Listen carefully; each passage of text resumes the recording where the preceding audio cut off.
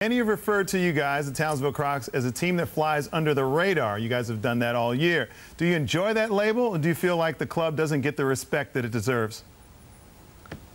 Yeah, probably the later, Steve. We've been in the playoffs now 5 years in a row. This is our third semi-final, and still guys are surprised at what we're doing up here in Townsville. So there's only one way to fix that up, and that's to win a championship. It is, Trev, and the journey's still got a fair ways to go, but I'm sure you're aware of the fact that you have a significant influence of who you could actually play in the semi-final series. Has that come into consideration or the conversation been had, or do you just play every game to win? Yeah, look, it's been thrown around the media a fair bit, but look, our trademark up here is to step on the court and give our best effort, and if we're not good enough, we'll shake a man's hand and say well done. And look, if you don't give the effort, you don't play. You sit on the bench next to me, but we don't want to compromise that and disrespect the game by just going through the motions and going for a loss. We always play to win, and as long as I'm here, we'll continue to do that. Trevor, congratulations on a fantastic season to this point. Can you fill us in on the status of both Russell Hinder and also Brad Williamson regards injuries? Yeah, look, Brad's out. He had an unfortunate accident last week, so we're hopeful that he'll be back for the playoffs.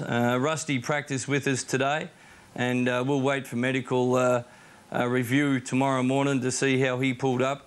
You know, it's unfortunate to get a couple of injuries like that this time of the year, but then again, it gives the young guys a chance to step up. And look, Will has been sensational running our team, and Roselle's been great, and they'll get some added minutes. Aaron, congratulations on a fantastic season, getting the team into the playoffs. Just a wonderful performance by yourself, and it really looks like you're playing some good basketball at the right time of the season. That game last weekend over the Wildcats in overtime, you must have been a little nervous there, because at stake was a playoff position. Oh, absolutely. It's been a hectic month for our club. You know, some games that have been huge games for us that we have to win, and definitely the one down in Wollongong, and then to come back here against Perth and, you know, huge game, go overtime and pretty much had it wrapped up in regulation, and don't make some free throws, and they come down and bomb away from a three-point line, and we couldn't grab a rebound. It goes into overtime and then get it done in overtime. So yeah, look, fantastic game, and it's definitely a relief to be there. Well, you guys are looking very polite and modest as you're looking down the barrel, but you know, that rivalry between Cairns and Townsville, you know, what does it mean to pick up that win at the end of the regular season going into the playoffs? And I'm sure you guys don't want to give up any ground. It's been a great rivalry. Oh, I should probably ask one of you guys. Go ahead, you can take that one, Aaron.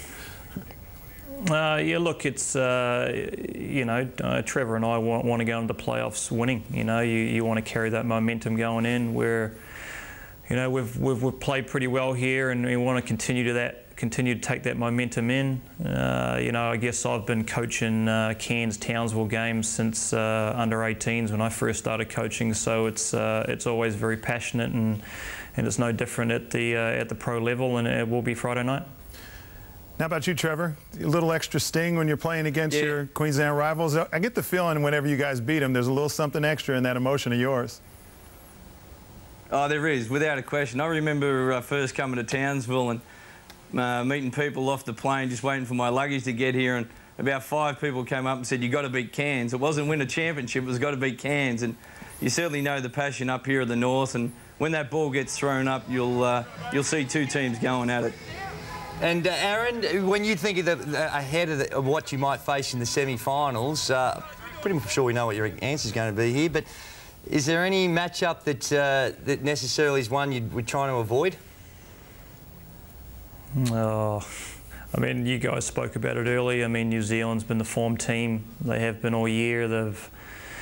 You know, they've got so much talent. It's the experience that that group has that makes them so good. You know, so many international basketball games together, and been together for a long time, and are playing very, very well. But you know, I guess the first thing for us is Friday night. You know, we want to go win. You know, Townsville's going to want to go win, and then we'll see what happens from there. But look, there's only 4 teams, and if you want to win it, you got to beat everybody, I guess. But you know, that's why we'll look at it. Aaron, You're facing a crowd now, or on your side, a sellout crowd. You've had 4 crowds this year of more than 5,000 people. Tremendous atmosphere. Trevor, Gleeson and that Townsville outfit have had that type of support for a long, long time. What's it been like in Cairns this year to just see that flood of support and emotion from your community?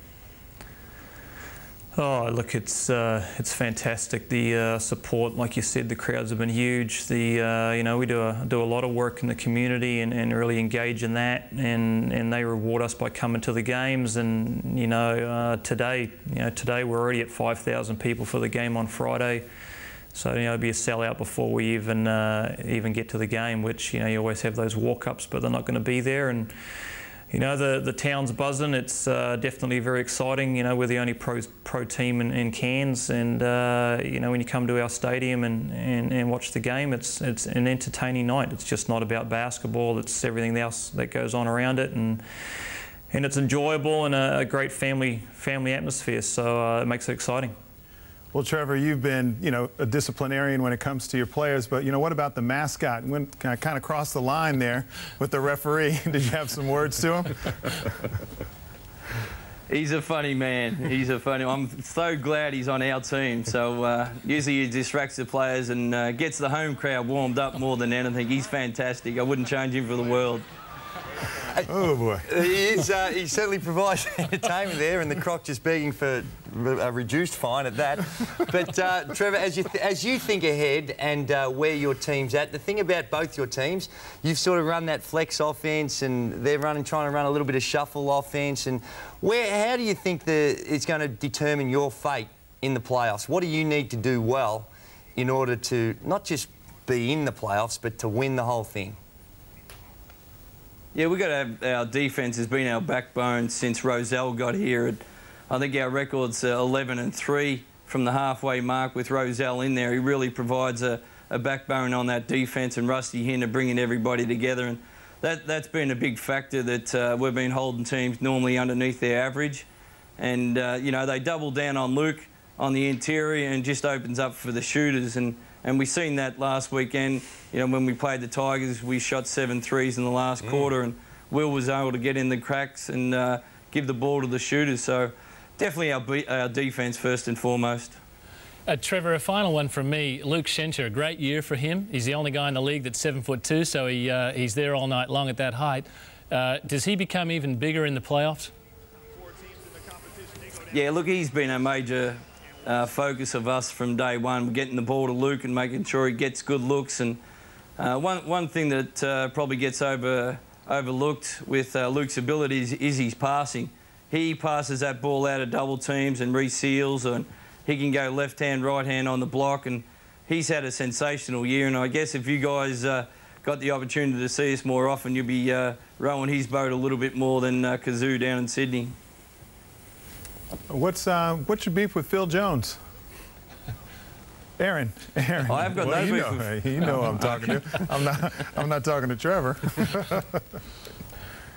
He's been up and down, look, yeah, look, he's been up and down, and he definitely has a high standard of his play, and I guess we weren't playing well, and I just felt we couldn't continue to do the same things, and made a decision, and that being a very difficult one, but it seemed to work out pretty well coming out the other side. And he's been phenomenal the last 3 games, and we need that from him coming off the bench. A veteran guy's experience will be huge for us moving forward into the playoffs. He's played in huge games over his career, international ball and so on and so forth. So yeah, it worked. Didn't want to go that way, but made that move, and it's worked out so far. All right, thanks, gentlemen, for coming on the show, and good luck on Friday night. Yes. We're all looking forward to it. Yes. I appreciate it. Cheers, no worries. All right, make sure you don't